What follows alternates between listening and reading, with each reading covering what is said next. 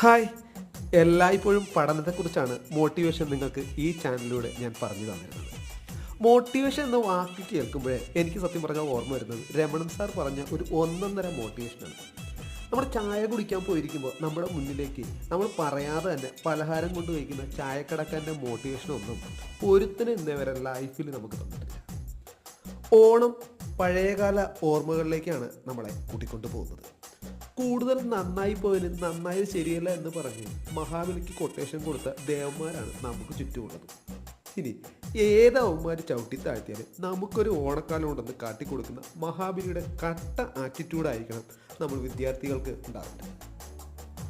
ഓണപ്പേപ്പർ നോക്കിയിട്ട് നിങ്ങൾക്കായി സർവ്വ വിഭവവും ചേർത്ത് തയ്യാറായിരിക്കുന്ന അധ്യാപകർക്ക് ഈ ഓണക്കാലം ഒരു സന്തോഷമുള്ളതാവട്ടെ. എല്ലാവർക്കും ഓണാശംസകൾ.